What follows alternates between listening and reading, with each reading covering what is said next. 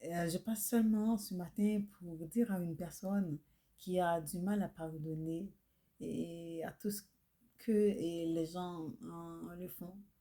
Et du coup, et tu dis, mais pourquoi toutes ces choses m'arrivent? Mais pourquoi à moi? Et je vais te dire une chose. Et il y a un certain moment dans ma vie et que je cherchais le Seigneur plus que jamais. Et je cherche à me rapprocher de Dieu. Et parce que j'avais dit une chose à Dieu, j'avais fait une promesse à Dieu. Et pendant cette période-là, et c'est là, il y a tant de choses pour dire qu'il y a tant de mal qui arrive sur ma route. Et pendant que moi, je vois que je cherche le Seigneur et je cherche à faire la volonté de Dieu. Et c'est là tous les obstacles arrivent sur ma route. Et j'étais dans un moment et je me suis dit, et franchement, je vois que mon âme pleure. Mon âme pleure. Et je souris, mais mon âme pleure. Mais le Seigneur, il, il connaît toutes les choses. Et pendant cette période sombre de ma vie, et du coup, pendant que je gémis au-dedans de mon âme gémit. Et du coup, et je pleure à Dieu. Et je dis, Seigneur, aide-moi, aide-moi. Parce que je ne sais quoi faire devant cette situation. Parce que je vois que cette situation me surpasse et que je n'arrive pas à le contrôler. Et je dis à Dieu, donne-moi la force parce que je ne veux pas tourner le dos vers toi. Je veux rester fixé, que mes yeux restent fixés sur toi et que je resterai toujours ta servante. Et cette situation va du mal en pire. Et je dis à Dieu, Seigneur, pourquoi toutes ces choses arrivent sur ma route? Pendant que je prends la décision de marcher avec toi, je prends la décision de rester et de mener une vie en intègre devant toi. Et pourquoi tant de choses arrivent dans ma vie? Et pendant cette période-là, et le Seigneur m'a appris une chose. Il m'a appris une chose. Et le Seigneur, il a forgé aussi mon caractère. Et le Seigneur, il m'a permis de faire cette expérience pour comprendre un peu, pour comprendre un peu tout ce qui se passe et dans l'œuvre de Dieu. Et parce que moi, je comprends que l'Église, c'était un lieu qui a seulement de bonnes personnes. L'Église, c'est un lieu qui a et tout le temps de bonnes choses qui arrivent dedans. Et pendant cette période-là, et j'ai vraiment compris que lorsque le Seigneur, il a dit dans Matthieu 7, le verset 21, ce qui me dit Seigneur, Seigneur, n'entrons pas tous dans le royaume des cieux, c'est, je viens expérimenter la parole de Dieu. Et j'ai dit à Dieu, pourquoi Seigneur, pourquoi? J'étais dans l'étonnement de voir, et même à travers ma souffrance, comment le Seigneur, je veux dire, est-ce qu'il a profité de ce moment? Le Seigneur, il fait ce qu'il veut parce qu'il est Dieu. Et pendant cette période-là, et le Seigneur, il, il a servi avec moi pour bénir des gens qui étaient à côté de moi. Et il appelle à l'existence en moi une chose qui n'existe pas. Et pendant cette période dure de ma vie, j'ai pu voir combien de fois la parole de Dieu s'exauce dans ma vie. Comment je peux dire la parole qui dit Dieu, il appelle à l'existence ce qui n'existait pas. Pendant cette période-là, je ne savais pas chanter, je ne pouvais pas chanter. Et là, je commençais à chanter. Et j'étais dans le tournoi de voix et quand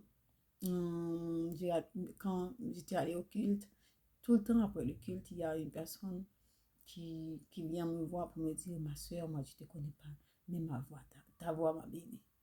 Et j'étais dans l'étonnement parce que moi, je souffrais jusqu'au plus profond de mon âme. Et j'étais dans l'étonnement de voir cette chose. Et c'est là que je comprends aussi une autre parole du Seigneur qui disait, lorsque le Seigneur il parlait à l'apôtre Paul, il disait, lorsque l'apôtre Paul lui avait demandé de lui guérir de l'échatte qu'il avait, il a dit, ma grâce te suffit. Il a dit, c'est dans ta faiblesse, c'est dans ta faiblesse que ma force. C'est comme si Dieu, il a dit à apôtre Paul, quand tu es faible, c'est alors que je suis fort au-delà de toi.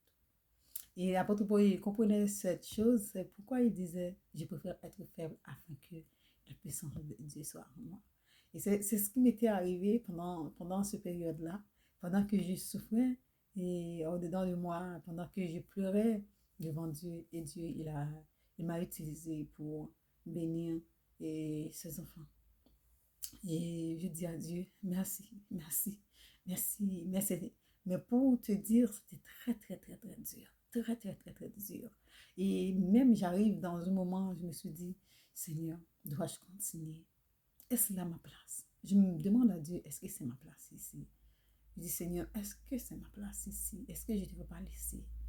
Non, pas laisser et pas laisser, je n'ai pas dit de laisser, de tourner le dos à Dieu, mais de laisser cette église parce que c'était très, très, très dur de ma vie. Et cette période, le Seigneur, il m'a enseigné. Il m'a enseigné. Et ce qui m'était arrivé, j'avais aussi du mal à les pardonner. Parce que je me suis dit, mais pourquoi tant de choses? Parce que moi, je n'ai rien contre personne. C'est mon caractère, je suis un peu tranquille, un peu seule. Et je me dis, mais pourquoi tant de choses? Et j'avais du mal à les pardonner. Parce que je sens, en tant qu'humain, c'est normal, là, parce que quand il y a des choses, avec notre propre force, on ne pourra pas le faire. Parce que quand quelqu'un te blesse et tu cherches la raison, tu ne le trouves pas, tu te dis, mais pourquoi il agit comme ça avec moi? Qu'est-ce que j'ai fait? C'est-à-dire, nous, on cherche toujours à nous justifier. On cherche toujours à avoir la raison. C'est que quelqu'un te fait du mal, toi, tu cherches la raison. Pourquoi il m'a fait ça? Pourquoi ceci? Pourquoi cela? Et du coup, j'étais dans cette période et je pose la question. Et je ne trouve pas la réponse. Et je dis à Dieu, pourquoi tant de choses m'arrivent? Mais le Seigneur, le Seigneur, il a permis que toutes ces choses arrivent sur notre route, c'est pour forger notre caractère. Et c'est après, je viens de comprendre que c'est un cheminement. C'est un cheminement parce qu'il fallait que ces choses m'arrivent. Il fallait que ces choses m'arrivent pour que j'arrive à là où le Seigneur avait prévu pour moi. Mais moi, je ne connaissais pas, je ne comprenais pas. Parce que je voyais seulement dans le présent. Je voyais seulement le moment difficile. Je voyais seulement le moment triste. Mais je ne connais pas là où ce que le Seigneur veut m'emmener. Et c'est lorsque j'étais arrivée je faisais une nouvelle chose, comme s'il y a une nouvelle aventure, il y a un nouveau chapitre qui ouvre dans ma vie. Et c'est après, je comprenais qu'il fallait que toutes ces choses m'arrivaient. C'est comme Joseph qui disait à ses frères, vous voulez me faire du mal, mais le Seigneur, il a changé le mal en bien. C'est ça. Parce que, et c'est à cette période-là, je commence vraiment à pardonner à ces gens. Je dis, c'est normal. Et peut-être que l'ennemi les a utilisés pour venir détruire ma vie. Parce que il a entendu la prière que j'avais faite à Dieu. Il a entendu la promesse que j'avais faite à Dieu. Et que je voulais rester tout le temps à ses pieds pour le servir. Et que je prends une nouvelle décision de ma vie que de rester à ses pieds pour le servir toute ma vie. Et du coup, c'est pendant cette période-là que l'ennemi voulait vraiment, vraiment, vraiment, vraiment, vraiment me détruire. Et c'est un peu dur de voir que parfois quand il y a des choses qui t'arrivent, ce sont des personnes non converties et ça ne te pose pas de grands problèmes, et que ça va te faire du mal, mais quand tu vois, ce sont des gens qui connaissent le Seigneur et c'est eux-mêmes que l'ennemi utilise pour te détruire, ça va te choquer, choquer, choquer, choquer du plus profond de ton être. Mais la seule chose que je veux te dire, crois seulement en ton Dieu. Peu importe ce que tu vois qui arrive sur ton chemin, peu importe ce que tu vois qui arrive sur ta route, il y a une raison. Et lorsque la Bible dit toutes choses concourent au bien de ceux qui aiment Dieu. Parce que tant que tu restes dans la volonté de Dieu, tant que tu marches avec le Seigneur, sache que tu seras toujours, toujours victorieux. Même si tu vois, si la mer se déchaîne, si le vent souffle fort, si la barque t'entraîne, n'aie pas peur de la mort. Si la barque t'entraîne, n'aie pas peur de la mort. Non, n'aie pas peur de la mort parce que Christ, il est là. Il est là. Fortifie-toi, il prend courage, comme il disait à Josué. Fortifie-toi, il prend courage. N'aie pas peur parce que ton Dieu, il est là. Peu importe ce qui arrive sur ta route, accroche-toi davantage à Dieu. Accroche-toi davantage à Dieu. Ne laisse rien, rien ni personne ne te sépare de l'amour de Dieu. Comme l'apôtre Paul disait, qui me séparera de l'amour de Dieu manifesté en Jésus-Christ? Est-ce le temps présent? Est-ce le temps à venir? C'est pour te dire, il peut y avoir beaucoup de choses qui arrivent sur ton chemin. Beaucoup de choses qui vous disent, moi, j'ai plus confiance en Dieu. Oui, j'ai plus confiance en des frères et des sœurs de Christ. Plus de confiance. Et moi, je vais rester toute seule. Non. Il y aura toujours, toujours, toujours des personnes que Dieu peut mettre sur ta route pour t'aider. Et moi, pour te dire, pendant cette période-là, je prenais Dieu comme mon seul appui. Je le prenais comme mon boussole. Je le prenais comme mon refuge. Je pleurais devant Dieu pendant que j'ai souri devant les hommes. Mais je pleurais quand j'arrive à la maison. Je pleurais devant Dieu. Je pleurais, je pleurais, je pleurais devant Dieu. Je pleure, je pleure, je pleure. Oui, j'ai pleuré, j'ai pleuré, j'ai pleuré. Je dis, Seigneur, Seigneur, aide-moi, Seigneur. Parce que moi, tout mon désir pendant ce temps, que je ne veux pas retourner. Je veux rester au pied de Dieu. Je veux rester là. C'est ça mon plus grand désir. Seigneur, je ne veux pas tourner le dos à toi, Seigneur. Je veux rester parce que c'est en toi qui est la vie. C'est toi, en toi qui est la paix. Seigneur, donne-moi la force, donne-moi la force, donne-moi la force de rester à tes pieds. Et comme l'apôtre Paul dit dans Corinthiens 9, le verset 27, je traite durement mon corps. De peut être moi-même rejeté après avoir prêché aux autres. Je disais, Seigneur, je parle tout le temps, je parle de toi. Je parle de toi, mon Dieu. Seigneur, regarde, je suis dans une période, je suis dans un espace de ma vie, Seigneur, je ne sais quoi faire. Et du coup, je faisais parfois des vidéos que je partage sur TikTok, mais j'ai toujours dit à Dieu, tout ce que moi je parle, je veux le vivre. Et je ne veux pas parler pour que les autres entendent, mais moi, je veux vivre ce que je dis. C'est tout le temps, je faisais cette prière à Dieu. Et pendant cette période-là, le Seigneur, il m'a mis à cœur d'écouter les vidéos que j'avais partagées sur TikTok. Et je les écoutais. Et quand je me sens de la désolation. Quand j'écoute une vidéo, je prends force. Je prends force. Je dis, Seigneur, je vois que les vidéos que tu as mis et dans mon cœur, ce n'était pas pour les autres seulement, mais c'est pour moi spécialement. Et je prends force. Mais je veux te dire que le Seigneur, là, le Dieu que tu sers là, si tu le sers de tout ton cœur, peu importe la situation qui vient sur ta route, tu seras victorieux. Parce qu'il ne te délaissera jamais. Comme il a dit, je ne t'abandonnerai jamais, je serai toujours avec toi. Ne promène pas des regards inquiets. Et pendant cette période-là, je promenais des regards inquiets parce que je dis, mais pourquoi tant de choses m'arrivent? Mais le Seigneur, il a dit, ne vous inquiétez de rien. Mais en toute chose, ne cache pas à Dieu tes problèmes. Non, ne cache pas à Dieu tes problèmes. Pleure devant ton Dieu. Dis-lui tout ce qui te fait du mal.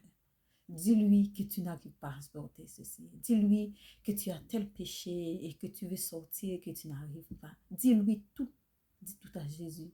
Quand tu ne peux porter seul tes fardeaux, dis tout à Jésus. C'est lui. Oui, c'est lui qui te donnera le vrai repos.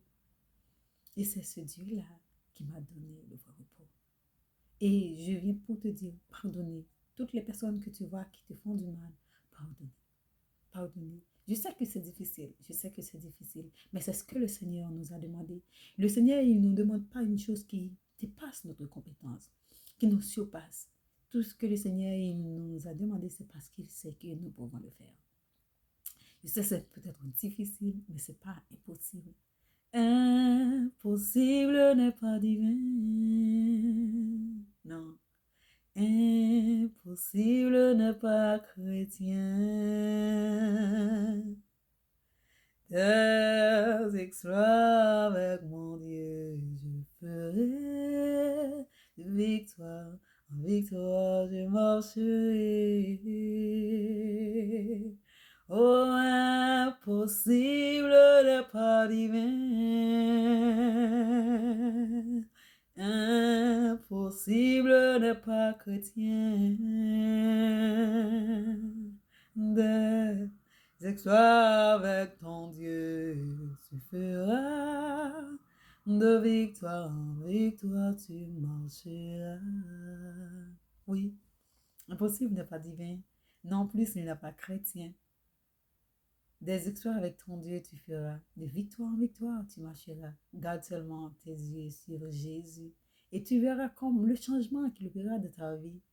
Car le Seigneur, il est fidèle. Il a dit dans Jean 16, le verset 33, vous aurez des tribulations dans le monde. Prenez courage car j'ai vécu le monde. Mais nous ne connaissons pas comment les tribulations vont venir. Et il y a une personne, sa tribulation, c'est la maladie. D'autres, hein, et peut-être que ta tribulation, c'est quelqu'un qui ne t'aime pas et qui te persécute.